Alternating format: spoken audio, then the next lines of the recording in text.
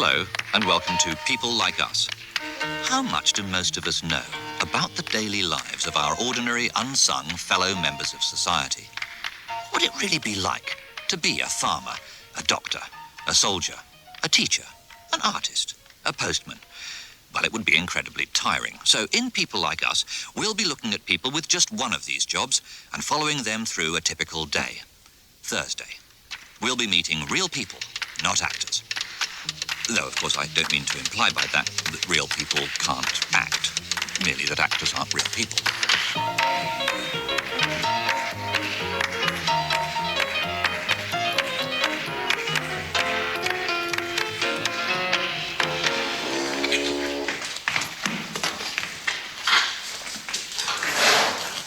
It's just after 6:30 a.m.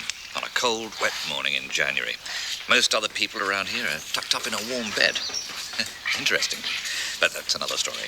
Michael Barton has already been up for over half an hour. But under an hour. About 50 minutes. Roughly. As on every other single morning of the year at this time, he's busy milking his herd of 42 Frisian cows. Every one of which he knows by name. Ear tag, get in there. And you, ear tag, get in there. Come on, get in. Get in! Coombe Farm is a typical small South Devon farm, in the sense that it's small and it's in South Devon, and at just over 5'5", so too is Michael.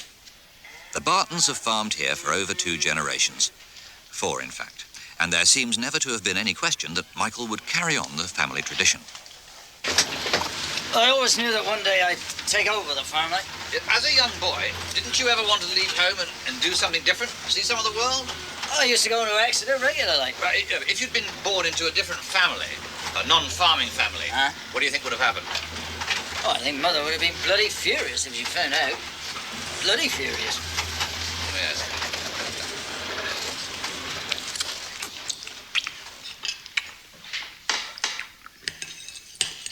The milking done for another day, it's back to the farmhouse with the farm's trusty collie, Bones, for breakfast in the large stone-floored kitchen.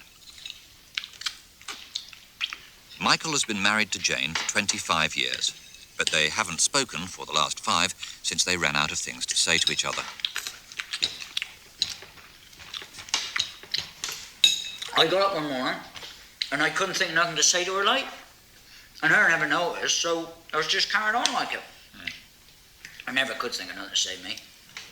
Always been a hell of a lot better since it stopped. Really? Oh, I've not had a single argument in 5 years. And how does Jane feel about this? Don't know. Never says. Outside, it's light now, and it's very dark. Well, anyway, Michael's first job after breakfast is to discuss the day's work with Simon, the farm's single full-time farm labourer. Simon has been at Coombe Farm all his life. At the end of the Second World War, Michael's father employed Simon as an eager, fresh-faced youngster. When Michael took over the farm 10 years ago, he sensibly decided to employ him as an arthritic, cantankerous old duffer, a role which he is able to fulfill very well. Bloody rain never bloody stops. I was better castrate the wieners this morning, son.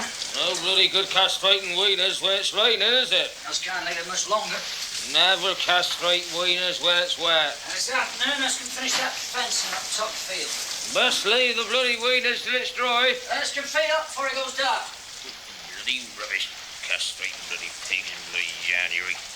The time might not be that far away when Simon ceases to be an asset to the farm and begins to be a liability.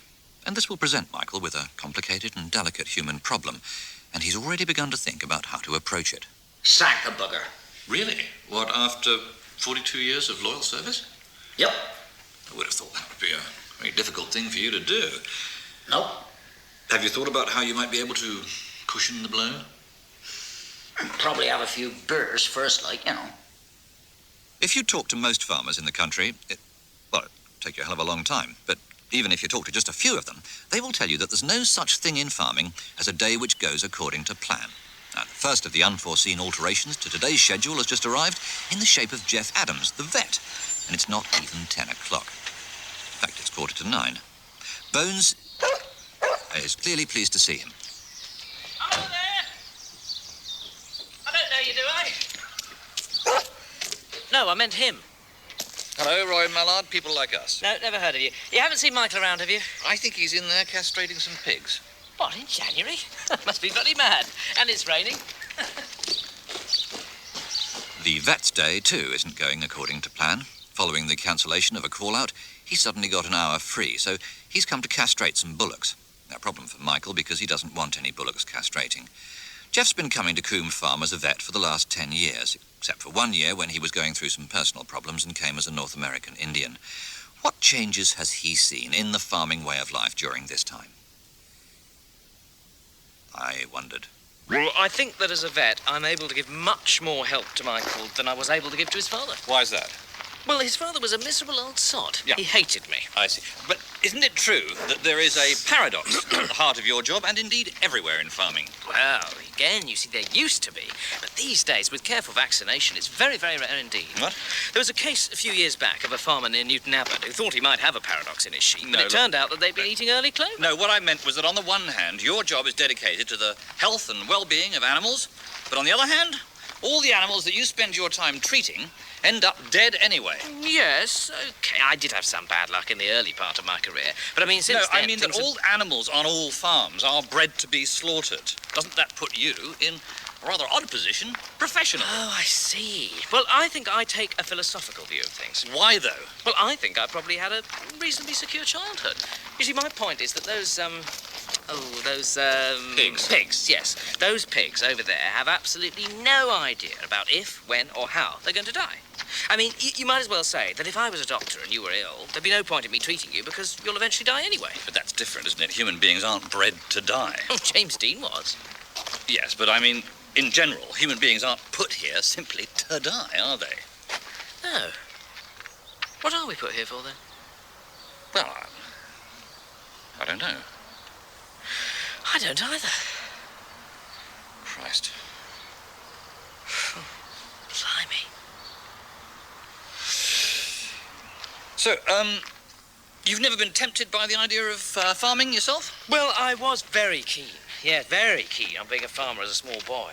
But then, after a few years, I wasn't a small boy anymore, so it was too late. Because you sometimes hear it said that a lot of vets are really frustrated farmers. Is that true, do you think? Oh, no, not at all.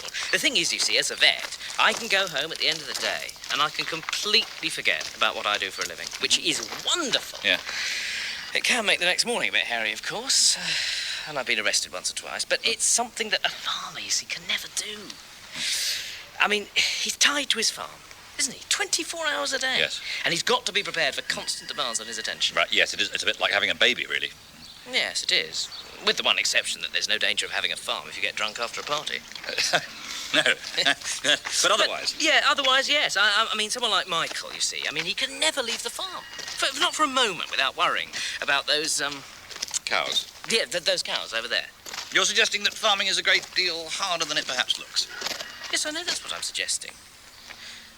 What are those things over there, then? They're sheep. Oh, yes. It's 11 o'clock now. Michael and I were standing looking out at the collection of old stone barns brooding silently against the Devon rain. Then we began to talk to each other. Of course, So do you get a lot of money in this radio line, then? Oh, no, sorry, after you, no, fire away. I was going to say, you were brought up on this farm as a child, weren't you? Well, how else could I have been brought up? Yes, but what I mean is it must have been very different in those days. Oh, yeah, if my father could see it today, he'd turn in his grave, he would. Why is that? Well, he's dead. Are you trying to make a fool of me? I'm just trying to find out in what ways the farm has changed. Oh, well, I can remember a time when I used to have 4 men working on a farm full time. Is it that's because there was so much more physical work to be done, I suppose? No, not really. It's just they were bloody lazy. I just got rid of them when I was found out. Look, how can I put this? Can you remember the farm without a tractor? Oh, yeah, I got good memory. I don't need a tractor. Oh, this is ridiculous. Now, wait a second. Let's start again. Uh-huh. Okay. Yeah, right. Fire away. Can we shut those chickens up? I'm sorry. Some people have said that farming today is a lonely life compared to years ago. Presumably, for you, though, it still makes good sense to spend your days farming. Oh, yeah, definitely, yeah. You can't do it at night, see, it's too bloody dark. Oh, God, it's hopeless. Yeah, those have got monstrous headlights on the tractors these days, my monstrous. I suppose farming is just something that gets into your bones. Now, of course, you've got 2 children. Yeah, I know. Is it your hope that one of them will take over the running of the farm one day? Which one? Well, I don't know that. But it's interesting, I think, that you chose to send your daughter away to Cheltenham for her education. Why was that? Because there's a bloody great school there. Yes, but why spend money on private education?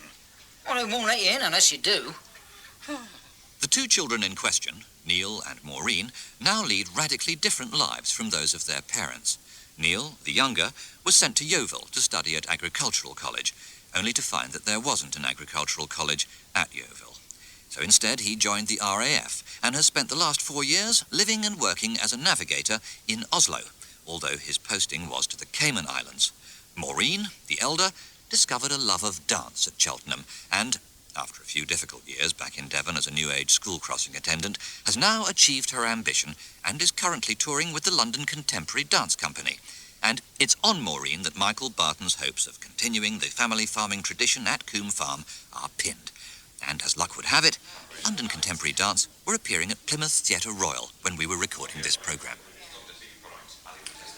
So, are you sure this is a convenient? Yes.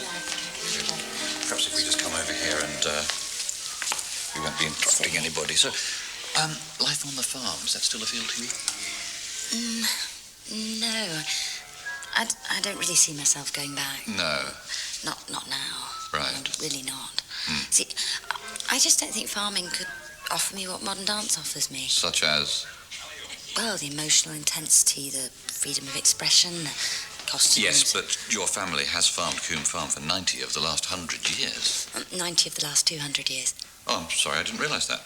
So, isn't there some part of you that wants to carry on that family tradition? Even as a child, I was never completely, happy being brought up on the farm. I think in lots of ways I was made to feel that I was in some way, odd or something. Really? But going away to school changed all that completely. You felt you fitted in? No, I realised quickly that I actually was pretty odd, and that's when I knew I'd never go back to the farm. You look as if you might have done a bit of dancing yourself at one time. Well, funnily enough. So that's the general idea. Gosh, that's extraordinary. Yes, of course it's difficult to do it in ordinary trousers. But anyway, enough about me. Are your parents important to you? Do you know, I can't remember. Well, you don't feel that perhaps you owe them something after they've worked so hard to send you away to school? That's right, I don't. I remember now. Do you look down on your father for what he's done? Why? What's he done now? Oh, no, I mean farming. Oh, I see. Oh, no, of course not. It's just that he was put on this earth to do one thing, and that's to farm. And what about your mother? Oh, okay, 2 things. Back at the farm, it's almost time for lunch. After a hard morning's castrating, Michael and Simon are on their way back down to the yard, where the aroma of hearty, home-cooked pasties beckons from the kitchen. They've already been up for almost the length of an ordinary working day, and with rain threatening, they now face the prospect of a long afternoon in the open, mending the fence in the top field.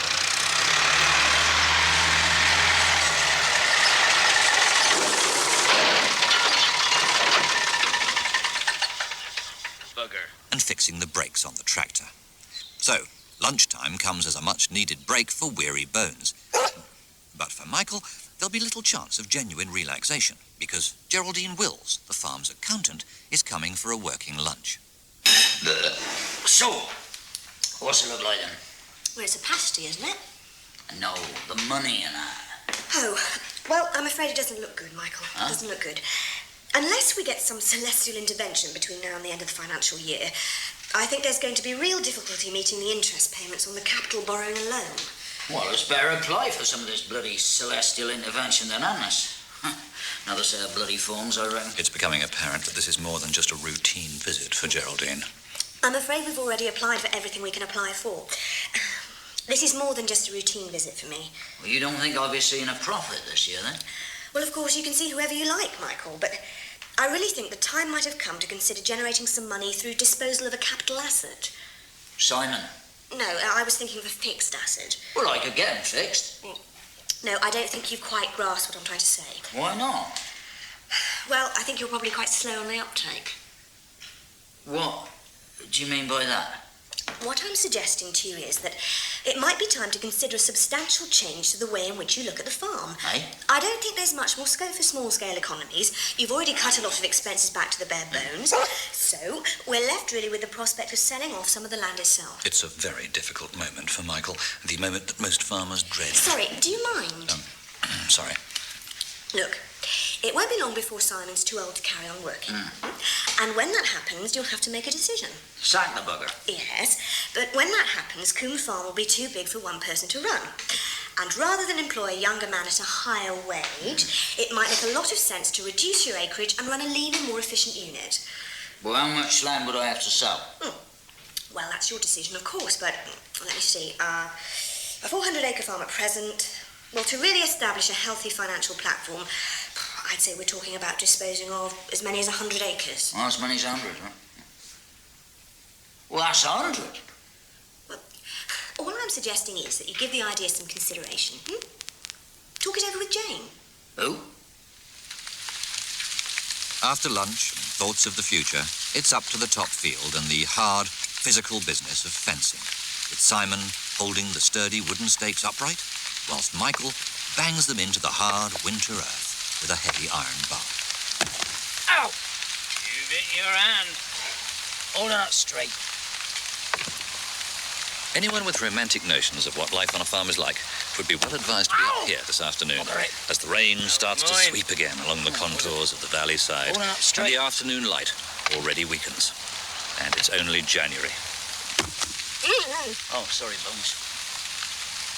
Michael and Simon have got perhaps the worst of the winter yet to endure, before the arrival of early spring changes.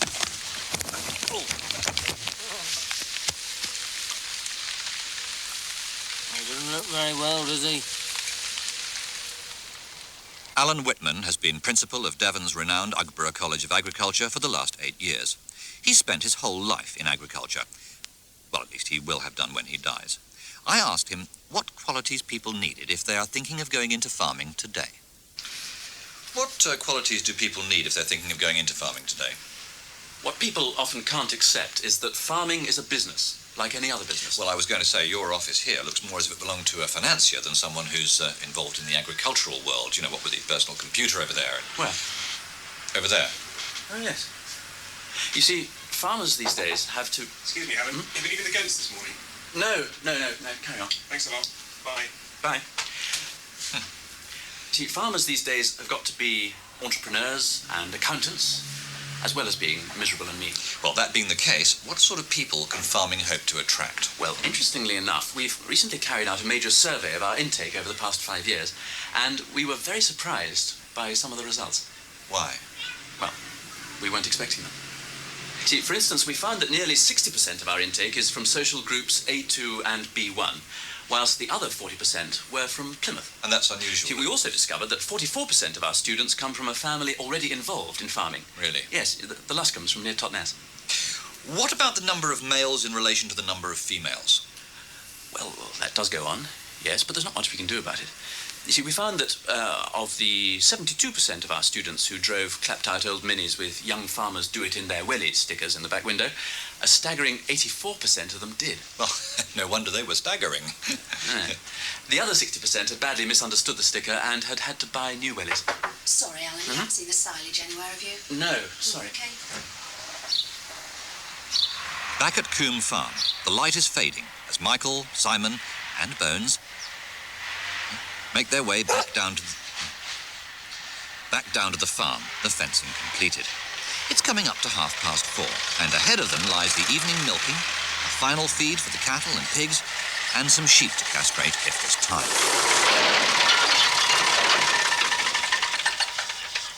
Bugger.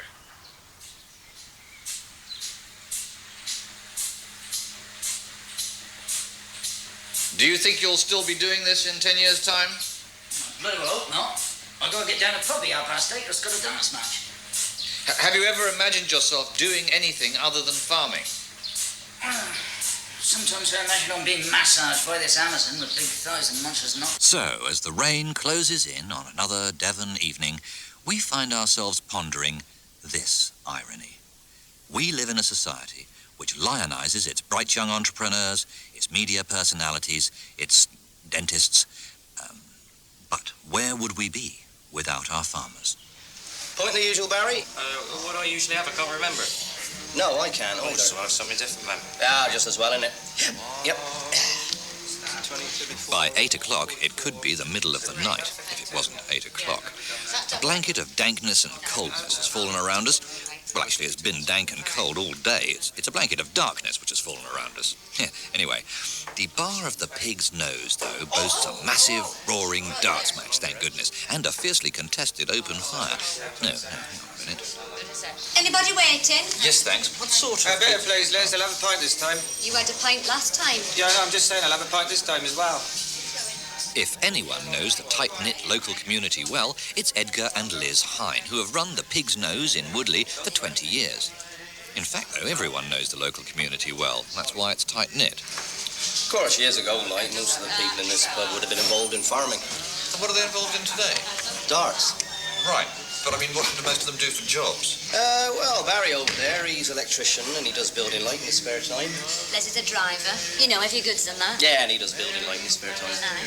Dennis, he's a building light. Aye. Right, so, I mean, And he does building light in his spare time, too. That's right. And do you... And Tony, he works for the council, you know, on the roads and No, that. he doesn't. He's reader in modern European literature at Exeter University. Oh, that's right, yeah.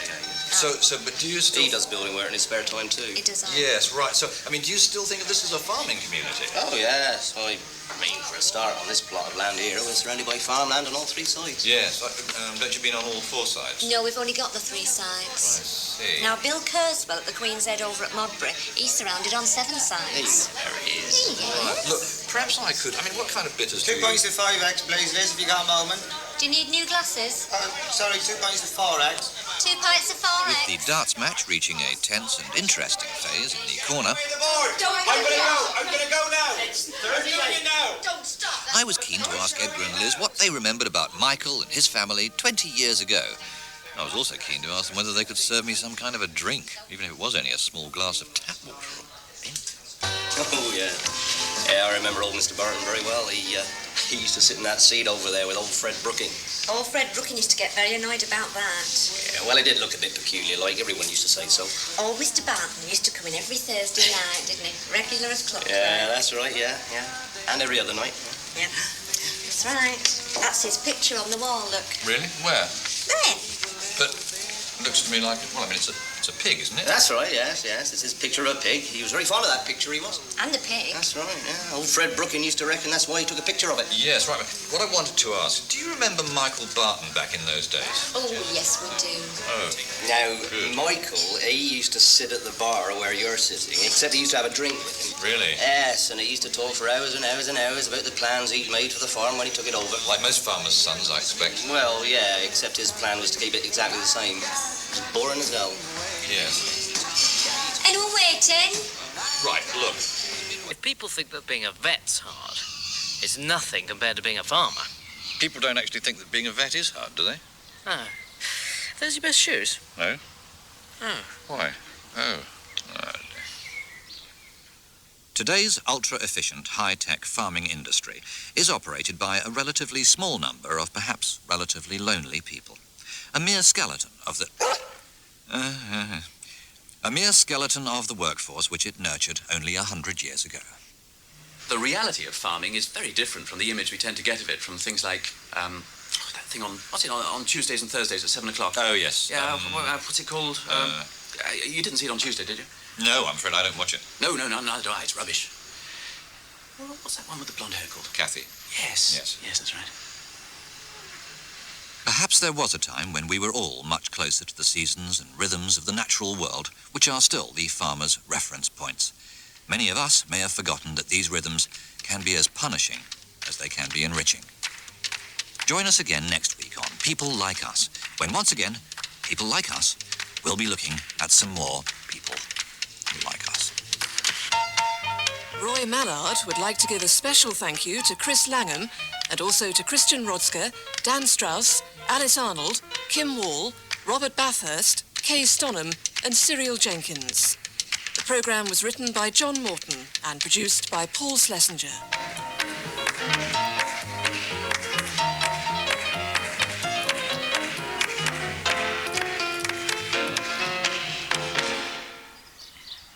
Sometimes in the summer I gets up in the morning light and 'tis sunny and cool. There ain't a cloud in the sky, but the whole valley's full of mist, right down to the river like. Well, you can hear the river down there, mind, but you can't see nothing except this huge carpet of pure white mist just hanging there in the valley. And I think to myself, bloody hell, it's misty.